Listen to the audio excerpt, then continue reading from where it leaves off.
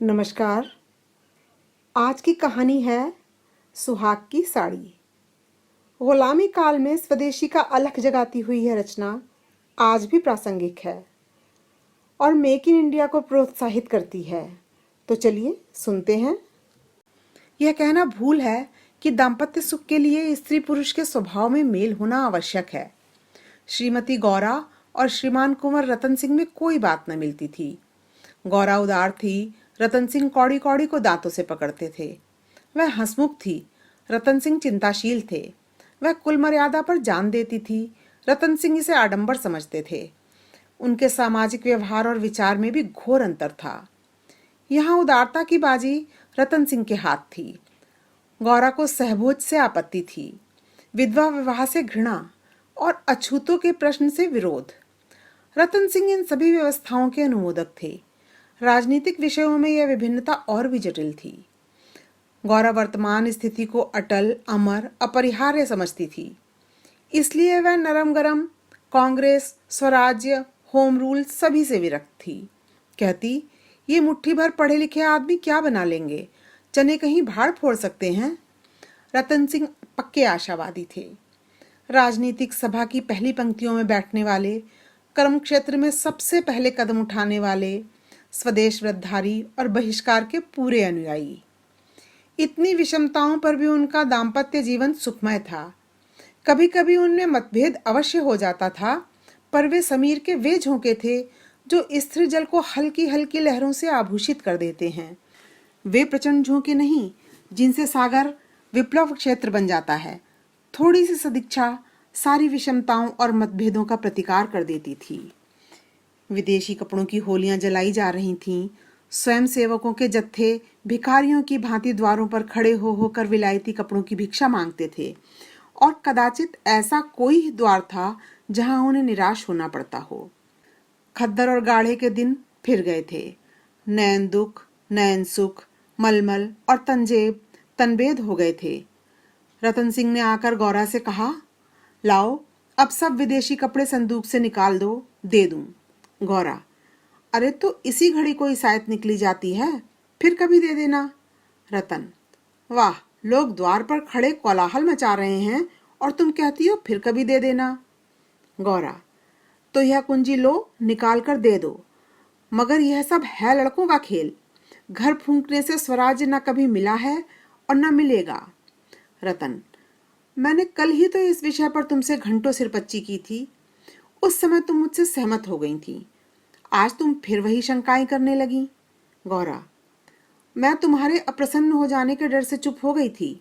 रतन, अच्छा, शंकाएं फिर कर लेना, इस समय जो करना है वह करो। गौरा, लेकिन मेरे कपड़े तो ना लोगे ना। रतन, सब देने पड़ेंगे। विलायत का एक सूत भी घर में रखना मेरे प्रण को भंग कर देगा। इतने में राम टहल साइस ने बाहर से आकर पुकारा, सरकार, लोग जल्दी मचा रहे हैं। कहते हैं अभी कई मोहल्लों का चक्कर लगाना है, कोई गाढ़े का टुकड़ा हो तो मुझे भी मिल जाए, मैंने भी अपने कपड़े दे दिए। केसर महरी कपड़ों की एक गठरी लेकर बाहर जाती हुई दिखाई दी। रतन सिंह ने पूछा, क्या तुम भी अपने कपड़े देने जाती हो? केसर ने लजाते हुए कहा, हाँ सरकार, जब देश छोड़ रहा है तो मैं कैसे पहनूं। रतन सिंह ने गौरा की ओर आदेशपूर्ण नेत्रों से देखा। अब वह विलंब न कर सकी। लज्जा से सिर झुकाए संदूक खोलकर कपड़े निकालने लगी। एक संदूक खाली हो गया तो उसने दूसरा संदूक खोला। सबसे ऊपर एक सुंदर रेशमी सूट रखा हुआ था जो कुंवर साहब ने किसी अंग्रेजी कारखाने में से लाया था। गौरा ने पूछा, क्या सूट भी निकाल दूं? रतन, हाँ हाँ, इसे किस दिन के लिए रखोगी? गौरा, यदि मैं जानती कि इतनी जल्दी हवा बदलेगी तो यह सूट न बनवाने देती, सारे रुपए खून हो गए। रतन सिंह ने कुछ उत्तर न दिया। तब गौरा ने अपना संदूक खोला और जलन के मारे स्वदेशी विदेशी सभी कपड़े निकाल निकाल कर फेंकने लगी। वह आवेश प्रवाह में आ गई। उनमें कितनी ही बहुमूल्य फैंसी जैकेट और साड़ियां थीं जिन्हें किसी समय पहनकर वह फूली न समाती थी। बाज बाज साड़ियों के लिए तो उसे रतन सिंह से बार बार तकाजे करने पड़े थे, पर इस समय सबकी सब आंखों में खटक रही थीं। रतन सिंह उसके भावों को ताड़ रहे थे। स्वदेशी कपड़ों का निकाला जाना उन्हें अखर रहा था, पर इस समय चुप रहने में ही कुशल समझते थे। तिस पर भी दो एक बार वाद विवाद की नौबत आ ही गई। एक बनारसी साड़ी के लिए तो वह झगड़ बैठे। उसे गौरा के हाथों से छीन लेना चाहा, पर गौरा ने एक न मानी, निकाल ही फेंका। सहसा संदूक में से एक केसरिया रंग की तंजेब साड़ी निकल आई, जिस पर पक्के आंचल और पल्ले टके हुए थे। गौरा ने उसे जल्दी से लेकर अपनी गोद में छिपा लिया। रतन सिंह ने पूछा, कैसी साड़ी है? गौरा, कुछ नहीं, तंजेब की साड़ी है, आंचल पक्का है। रतन, तंजेब की है? तब तो जरूर ही विलायती होगी, उसे अलग क्यों रख लिया? क्या वह बनारसी साड़ियों से अच्छी है? गौरा, अच्छी तो नहीं है, पर मैं इसे ना दूंगी। रतन, वाह, विलायती चीज को मैं ना रखने दूंगा, लाओ इधर। गौरा, नहीं, मेरी खातिर से इसे रहने दो। रतन, तुमने मेरी खातिर से एक भी चीज ना रखी, मैं क्यों तुम्हारी खातिर करूं? गौरा, पैरों पड़ती हूं, जिद ना करो। रतन, स्वदेशी साड़ियों में से जो चाहो रख लो, लेकिन इस विलायती चीज को मैं ना रखने दूंगा। इसी कपड़े की बदौलत हम गुलाम बने, यह गुलामी का दाग अब मैं नहीं रख सकता, लाओ इधर। गौरा, मैं इसे ना दूंगी, एक बार नहीं 1000 बार कहती हूं कि ना दूंगी। रतन, मैं इसे लेकर छोड़ूंगा, इस गुलामी के पटके को, इस दासत्व के बंधन को किसी तरह ना रखूंगा। गौरा, नाहक जिद करते हो। रतन, आखिर तुमको इससे इतना क्यों प्रेम है? गौरा, तुम तो बाल की खाल निकालने लगते हो, इतने कपड़े थोड़े हैं, एक साड़ी रख ली तो क्या? रतन, तुमने अभी तक इन होलियों का आशय ही नहीं समझा।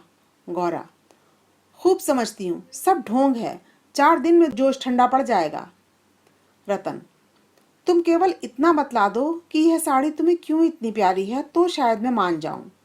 गौरा, यह मेरी सुहाग की साड़ी है। रतन, जरा देर सोचकर, तब तो मैं इसे कभी ना रखूंगा।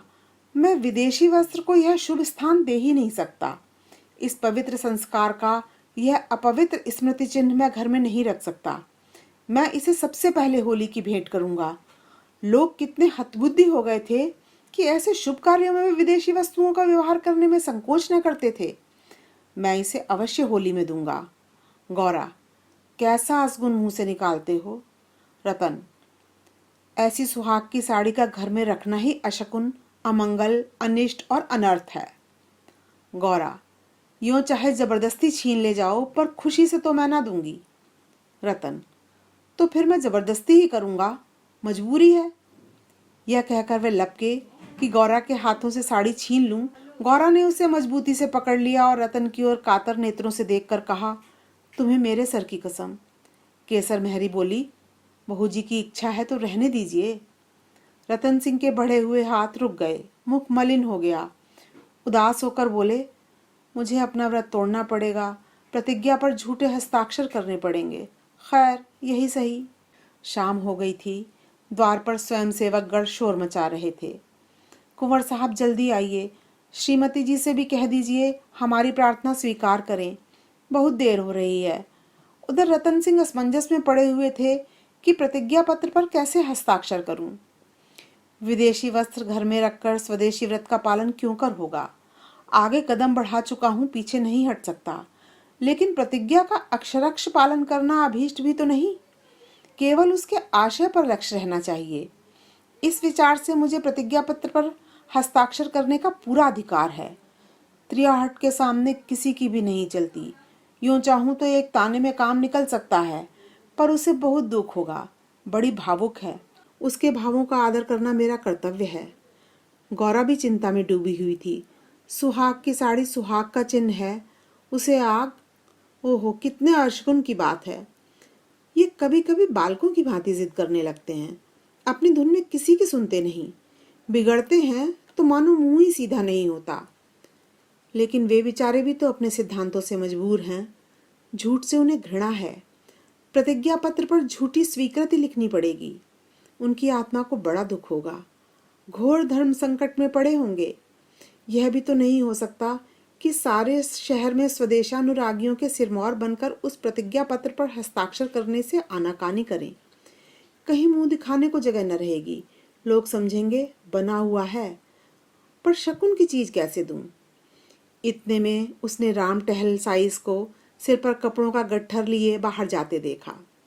केसर महरी भी एक गट्ठर सिर पर रखे हुए थी। पीछे पीछे रतन सिंह हाथ में प्रतिज्ञा पत्र लिए जा रहे थे।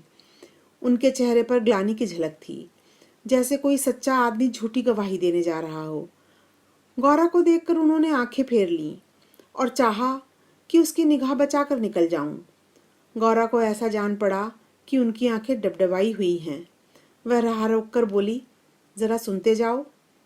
रतन, जाने दो, देख ना करो, लोग बाहर खड़े हैं। उन्होंने चाहा कि पत्र को छिपा लूं, पर गौरा ने उसे उनके हाथों से छीन लिया। उसे गौर से पढ़ा और एक क्षण चिंतामग्न रहने के बाद वह बोली, वह साड़ी भी लेते जाओ। रतन, रहने दो, अब तो मैंने झूठ लिख ही दिया।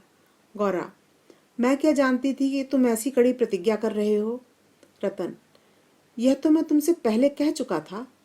गौरा, मेरी भूल थी, क्षमा कर दो और इसे लेते जाओ।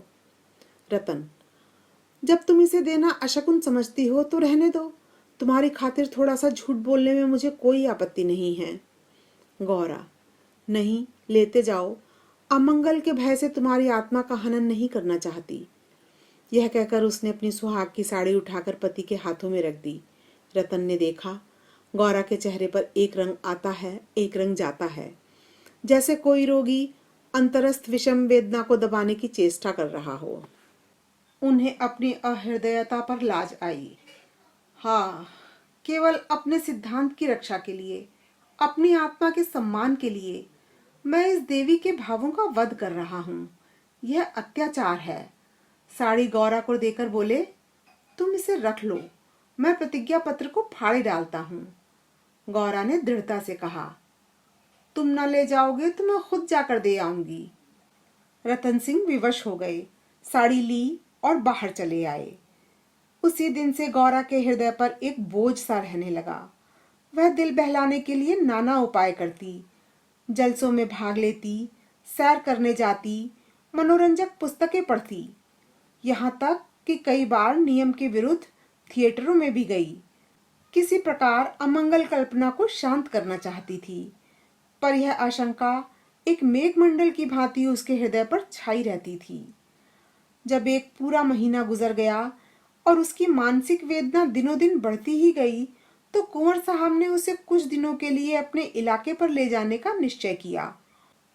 उनका मन उनके आदर्श प्रेम का नित्य तिरस्कार किया करता था। वह अक्सर देहातों में प्रचार का काम करने जाया करते थे, पर अब अपने गांवों से बाहर न जाते, या जाते तो संध्या तक जरूर लौट आते। उनकी एक दिन की देर, उनका साधारण सिरदर्द और जुकाम उसे अव्यवस्थित कर देते थे। वह बहुधा बुरे स्वप्न देखा करती। किसी अनिष्ट के काल्पनिक अस्तित्व की छाया उसे अपने चारों ओर मंडलाती हुई प्रतीत होती। वह तो देहात में पड़ी हुई आशंकाओं की कठपुतली बनी हुई थी। इधर उसकी सुहाग की साड़ी स्वदेश प्रेम की वेदी पर भस्म होकर रिद्धि प्रदायनी भभूत बनी हुई थी। दूसरे महीने के अंत में रतन सिंह उसे लेकर लौट आए। गौरा को वापस आए 3-4 दिन हो चुके थे, पर असबाब के संभालने और नियत स्थान पर रखने में वह इतनी व्यस्त रही कि घर से बाहर न निकल सकी। कारण यह था कि केसर महरी उसके जाने के दूसरे ही दिन छोड़कर चली गई और अभी उतनी चतुर दूसरी महरी न मिली थी। कुंवर साहब का साइस राम टहल भी छोड़ गया था। बेचारे कोचवान को साइस का भी काम करना पड़ता था। संध्या का समय था। गौरा बरामदे में बैठी हुई आकाश की ओर एकटक ताक रही थी। चिंताग्रस्त प्राणियों का एकमात्र यही अवलंब है। सहसा रतन सिंह ने आकर कहा, चलो आज तुम्हें स्वदेशी बाजार की सैर करा लावें। यह मेरा ही प्रस्ताव था, पर 4 दिन यहाँ आए हो गए, उधर जाने का अवकाश ही न मिला। गौरा बोली, मेरा तो जाने को जी नहीं चाहता, यहीं बैठकर कुछ बातें करो। रतन सिंह ने उत्तर दिया, नहीं, चलो देख आएं, 1 घंटे में लौट आएंगे। अंत में गौरा राजी हो गई। इधर महीनों से बाहर न निकली थी। आज उसे चारों तरफ एक विचित्र शोभा दिखाई दी। बाजार कभी इतनी रौनक पर न था। वह स्वदेशी बाजार में पहुंची तो जुलाहों और कोरियों को अपनी अपनी दुकानें सजाए बैठे देखा। सहसा एक वृद्ध कोरी ने आकर रतन सिंह को सलाम किया। रतन सिंह चौंक कर बोले, राम टहल, तुम अब कहाँ हो? राम टहल का चेहरा श्री संपन्न था। उसके अंग अंग से आत्मसम्मान की आभा झलक रही थी। आंखों में गौरव ज्योति थी। रतन सिंह को कभी अनुमान न हुआ था कि अस्तबल साफ करने वाला बुढ़ा राम टहल इतना सौम्य, इतना भद्र पुरुष है। वह बोला, सरकार, अब तो अपना कारोबार करता हूँ। जब से आपकी गुलामी छोड़ी तब से अपने काम में लग गया। आप लोगों की निगाह हम गरीबों पर भी हो गई, हमारा भी गुजर हो रहा है। नहीं तो आप जानते ही हैं कि किस हालात में पड़ा हुआ था। जात का कोरी हूं पर पापी पेट के लिए चमार बन गया था। रतन सिंह, तो भाई अब मुंह मीठा कराओ। यह बाजार लगाने की मेरी ही सलाह थी। बिक्री तो अच्छी होती है। राम टहल ने उत्तर दिया, हाँ सरकार, आजकल खूब बिक्री हो रही है। माल हाथों हाथ उड़ जाता है। यहाँ बैठते हुए 1 महीना हो गया है, पर आपकी कृपा से लोगों के 4 पैसे थे वे बेबाक हो गए हैं। भगवान की दया से रूखा सूखा भोजन भी दोनों समय मिल जाता है। और क्या चाहिए? मलकिन की सुहाग की साड़ी का होली में आना कहिए और बाजार का चमकना कहिए। लोगों ने कहा, जब इतने बड़े आदमी होकर ऐसे शकुन की चीज की परवाह नहीं करते तो फिर हम विदेशी कपड़ों को क्यों रखें? जिस दिन होली जली है उसके 2-3 दिन पहले ही सरकार इलाके पर चले गए थे। उसके पहले भी सरकार कई दिनों तक घर से बहुत कम निकलते थे। मैं तो यही कहूंगा कि यह सारी माया उसी सुहाग की साड़ी की है। इतने में एक अधेड़ स्त्री गौरा के सामने आकर बोली, बहू जी, मुझे भूल तो नहीं गई? गौरा ने सिर उठाया तो सामने केसर मेहरी खड़ी थी। वह सुंदर साड़ी पहने हुए थी। हाथ पांव में मामूली गहने भी थे। चेहरा खिला हुआ था। स्वाधीन जीवन का गौरव एक एक भाव से प्रस्फुटित हो रहा था। गौरा ने कहा, इतनी जल्दी भूल जाऊंगी? आप कहाँ हो? हमें लौटने भी न दिया, बीच में ही उड़ भागी। केसर, क्या करूं सरकार, अपना काम चलते देखकर सब्र न हो सका। जब तक रोजगार न चलता था तब तक लाचारी थी। पेट के लिए सेवा टहल, कर्म कुकर्म सभी करना पड़ता था। अब आप लोगों की दया से हमारे भी दिन लौटे हैं। अब दूसरा काम नहीं किया जाता। अगर बाजार का यही रंग रहा तो अपनी कमाई खाए न चुकेगी। यह सब आपकी साड़ी की महिमा है। उसकी बदौलत हम गरीबों के कितने ही घर बस गए। 1 महीना पहले इन दुकान वालों में से किसी की रोटियों का ठिकाना न था। कोई साइसी करता था, कोई ताशे बजाता था, यहाँ तक कि कई आदमी मेहतर का काम करते थे। कितने ही भीख मांगते थे। अब सब अपने धंधे में लग गए हैं। सच पूछो तो तुम्हारी सुहाग की साड़ी ने हमें सुहागिन बना दिया। नहीं तो हम सुहागिन होते हुए भी विधवाएं थीं। सच कहती हूँ, सैकड़ों जबानों से नित्य यही दुआ निकलती है कि आपका सुहाग अमर हो, जिसने हमारी राण जात को सुहाग दान दिया। रतन सिंह एक दुकान पर बैठकर कुछ कपड़े देखने लगे। गौरा का भावुक हृदय आनंद से पुलकित हो रहा था। उसकी सारी अमंगल कल्पनाएं स्वप्नवत विच्छिन्न होती जाती थीं। आंखें सजल हो गई थीं और सुहाग की देवी अश्रु संचित नेत्रों से सामने खड़ी आंचल फैलाकर उसे आशीर्वाद दे रही थी। उसने रतन सिंह को भक्तिपूर्ण आंखों से देखकर कहा, मेरे लिए भी एक साड़ी ले लो। जब गौरा वहां से चली तो सड़क की बिजलियां जल चुकी थीं। सड़कों पर खूब प्रकाश था। उसका हृदय भी आनंद के प्रकाश से जगमगा रहा था।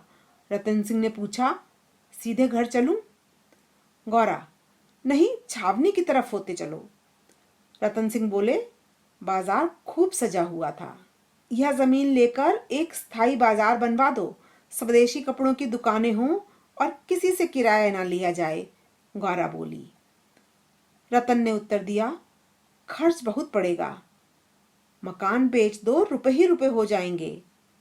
रतन सिंह बोले, और रहें पेड़ तले? नहीं, गांव वाले मकान में। रतन, सोचूंगा। इलाके भर में खूब कपास की खेती कराओ। जो कपास बोए उसकी बेगार माफ कर दो। रतन, हाँ, तदबीर अच्छी है, दूनी उपज हो जाएगी। लकड़ी बिना दाम दो तो कैसा हो? जो चाहे चरखे बनवाने के लिए काट ले जाए। रतन सिंह, लूट मच जाएगी? गौरा, ऐसी बेईमानी कोई न करेगा। जब उसने गाड़ी से उतरकर घर में कदम रखा तो चित्त शुभ कल्पनाओं से प्रफुल्लित हो रहा था, मानो कोई बछड़ा खूंटे से निकलकर किल्लोले कर रहा हो। आपको ये कहानी कैसी लगी, कमेंट करके बताएं। वीडियो को लाइक करें, शेयर करें, चैनल को सब्सक्राइब करें और बेल आइकन को ज़रूर हिट कर दें ताकि नई वीडियो की नोटिफिकेशन आप तक पहुंच जाए। धन्यवाद।